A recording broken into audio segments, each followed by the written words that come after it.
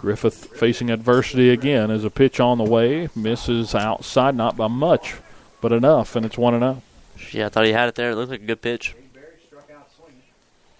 Keep your composure. We're back to the top of this Blue Tornado order. As the 1-0 misses low and a fake on the throw down to second. And a stolen base by Null. I think you got to try something there. We're in the exact same position as last half inning. 2 outs, runners at second and third. A 2-0 count as Griffith fires a hard hit ball towards short, fielded by Bradley. Has a hard time getting it out of his glove, Safe. and he doesn't get it out in time as they throw over to first, but not in time, and an RBI. Or a run scores. I don't know what they'll end up ruling. Rule it an E6. It got to be. It was just a ground ball hit right to Bradley. He was slow getting there. He was right to him, though. He just couldn't get it out of his glove. And it'll cost them a run as Richlands leads 1-0. Null goes from second to third on the 2-out error by the Cats. Now, you got to play something here. I mean, you know they're going to try to steal second base. Play something with it. You can see Mouse standing up almost out of his crouch. As that one missed outside and was missed evidently for a ball. 1-0. Didn't miss by much. That was another one of those that paints the corner. A speedy base runner, Tartar, over at first base after reaching on the air. Again, Richlands leading 1-0. This one missed low. Good block there by Mouse. That one hit a good foot out in front of home plate. That's what you got to have. You're going to have to take some. I'm just rolling 1-1 was the count. What'd I say? It was 2-8. You thought it was the last pitch was a ball, but runner goes, an off-speed pitch, throw down, a couple of bounces. He just underthrew it. And a stolen base for Tartar puts runners back at second and third with 2 down, and a 2-1 count to Cade Berry, who struck out his last time up. Cade Simmons waits on deck. Here's a chopper hit foul right at home plate, and now it's 2-2. All right, your pitch, Zach. On the zone right here and get him up. So Richlands fires the opening shots in this game, leading 1-0 on the air by the shortstop Bradley. As the 2-2's on the way, a breaking ball, hanging breaking ball, but couldn't get it as he hits on under it, and a pop up to first, and Lewis makes a grab, backpedaling near the foul line, nearing the outfield where the dirt turns to grass, but he makes a grab for out number 3 of the inning, and runners stranded at second and third, but 1 run comes across.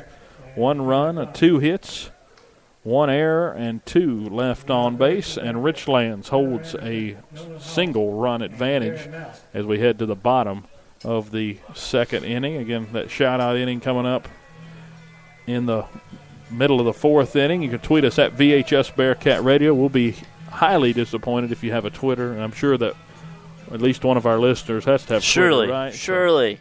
Got to be that involved to have Twitter. And we'll even take it on Facebook. Yeah, we'll take a Facebook comment on our latest post on Facebook in case you're not part of the Twitter crowd or Facebook crowd or Twitter crowd. Either or. We don't Flash care. your headlights to us. If you're coming down the road here beside Boise Cox, let us know as well.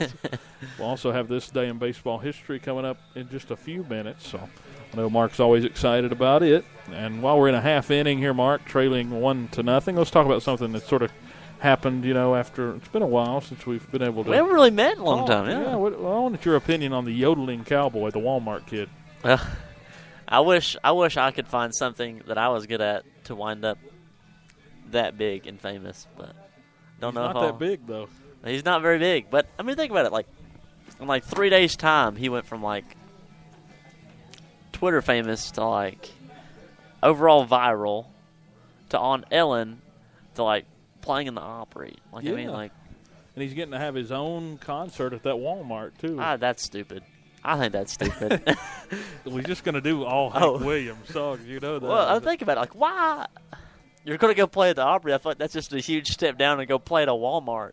It's better than playing at a dollar store, though, right? I mean, he's playing at the Walmart before. I feel like if I went to a Dollar Tree. Yeah, but he was just doing one song at a time, usually. I mean, maybe. I don't know. How many? Okay, so this is going to be a thing for a little while, I have a feeling. October is going to come around at some point. How many yodeling cowboys are we going to have for Halloween? Oh, that's a good question. Are you setting an over-under? Can you give me an over-under, and I can go from there? I'm going to say, I don't know, 10,000 kids. And are we talking like your average frat party, or are we like talking like? Oh, if we go frat party, we got to go up to like 1 million, I'd say, because I have a feeling that's going to be a thing. But whatever you think? Just give us a. I think kids won't, like younger kids won't hit on it, but I think frat people will love it. Like frat kids would love. And I have a feeling the yodeling cowboy is a thing. I'm like a fan, of old time country. Maybe not as old as Hank Williams, but here and there. It's good to bump too. I can bump some Hank, yeah.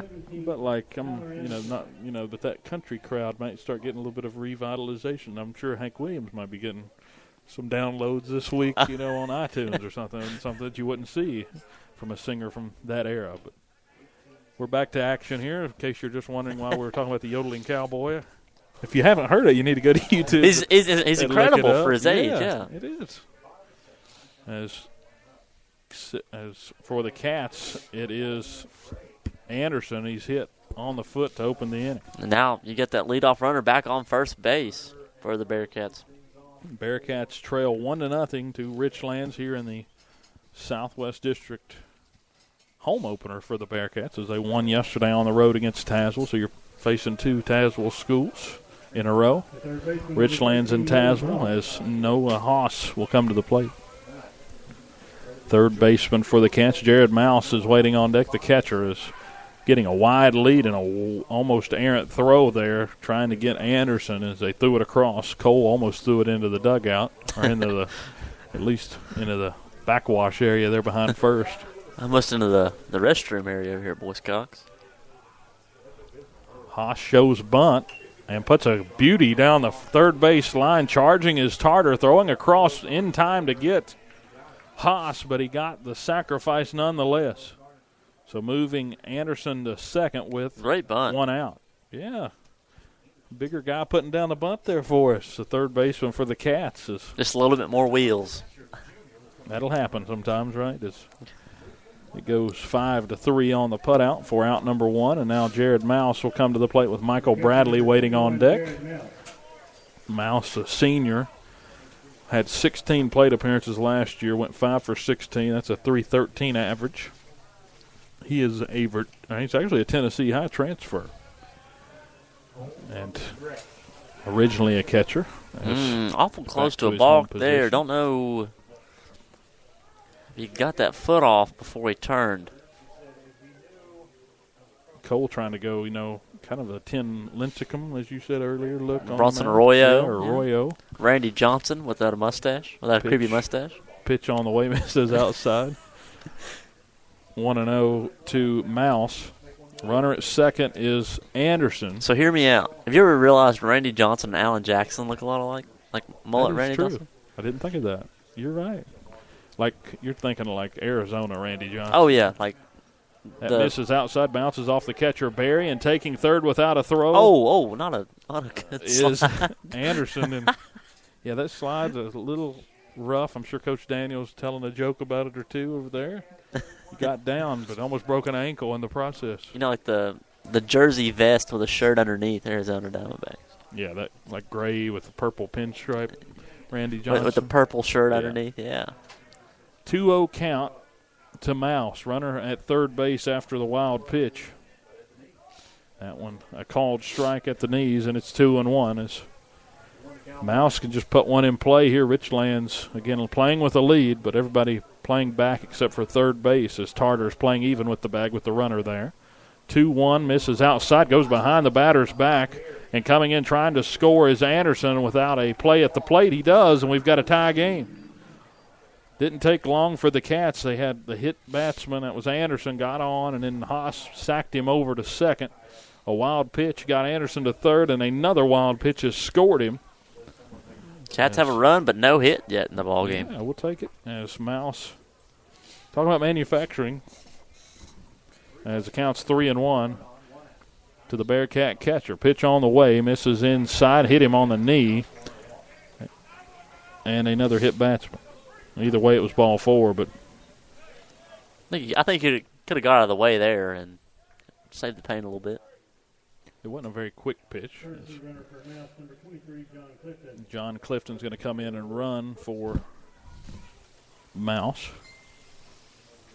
Clifton, a pretty speedy guy. We saw him a lot in basketball season, come up and down the floor. One of the guys that really made an impact come halfway through big the impact year. guy. He can throw it down a little bit too. Got some hops. Michael Bradley will come to the plate. As Clifton comes in, the pinch runner, they'll throw over right to him, and he slides in safely. Richlands wants to cheap out one way or another. One down runner at first, and a tie ball game here in the bottom of the second inning here at Boyce Cox Field. Again, the Pirates, or not the Pirates, here I go again. The Bearcats have tied it here without even a hit to this point. Runner goes, that's Clifton. Ground ball hit sharply towards short, charging is Simmons. On the run, fires across in Good time play for the out. And Coach Lee, the first base coach, arguing that Brown came off the bag. It was close. I thought he was trying to make the play at second base. Brown was coming off the bag in the process of making the catch, but did he have possession of the ball during it? That'll be one of those, if we had replay, we'd probably go back and look at, but here we're going to just call it an out, and it goes 6-3 as Clifton's at second base with two down, and Jamie Lathrop will come to the plate. See what Jamie can do here. Big play Jay in a big spot. You know, he's definitely shortened up his swing a lot. He's loading knee to knee now and trying to get his hands to the zone a little quicker to try to make a little poke play happen. And with his speed, he's able to get on base with it. Yeah, Coach Daniel's talking about some adjustments made. Jamie may be overthinking things at the plate, and it's easy to do. Very easy to do. Fresh count to Lathrop. Pitch on the way outside from the side armor, Cole, and it's ball one. Clifton is at second. You would like to think if a single gets down in the outfield that we would see Clifton come around pretty easily from second and give the Cats a one-run lead, but we'll see. A 1-0 count. We'll see if Jamie can put it in play. Neon green bat as this one misses outside. Hasn't had a chance yet as that one was a good 2 feet off the plate, and it's 2-0. So we've had two hit batters this inning, one run, and that's it. Sacrifice bunt and a ground out. Splattered in there as well. 2-0 count. Runner at second. Clifton with a big lead, and this one hits Lathrop on the left shoulder near the elbow. Is that 3 in a row? That is 3 hit batters this inning. And it's just alternating. It's hit batter, sacrifice, hit batter, ground out, and hit batter. So I don't like that odd right here. I like the odds. As Bobby Medley comes to the plate, we're back to the top of the order. Medley walked back in the first inning. But it's been the theme this inning's been hit batters and just 2 outs. Other than that, still not a hit in the game for the Cats, but this is a spot here where we could use one, as Medley, a 301 hitter a year ago. Cole comes set from the stretch. Runner goes. Clifton trying to beat the throw. Oh, he does. Tag is dropped. He was there, but Tarter couldn't hang on to it, and a double steal puts runners at second and third. Second and third with 2 outs. Now you've got the possibility of a passed ball or a wild pitch giving you the lead as Medley faces an 0-1 count. Medley standing tall in the right-handed batter's box for the Cats. Pitch on the way. This one grounded. A light tapper toward third. Tarter fields on the run, collects, throws across in time to get Medley for out number 3. Just hit straight down on top of it. Not a lot of an opportunity there to put it out in the outfield. Just drove it straight into the ground right out in front of home plate, and it caught some dirt. Didn't really get the bounce he wanted out of it, and the Cats still get a tie out of it after a hit batsman to lead off the inning. Tyler Anderson got to second on a sac bunt by Haas. Then got to third on a wild pitch and scored on a wild pitch. So it wasn't beautiful offense. We got a run on the board. You got a run on the board. Still no hits for the Cats, but 1 run, no hits, no errors, and 2 left on base. 3 hit batters in that inning. And again, we'll be right back for the top of the third. We'll have the This Day in Baseball History in the middle of the third inning here on Bearcat Radio. You wanted to be a teacher when you were little, but as you grew up, things changed. Teaching just didn't seem like the best option anymore, so you decided to become something else. But what would your 12-year-old self say? Interesting and innovative things are happening in teaching today.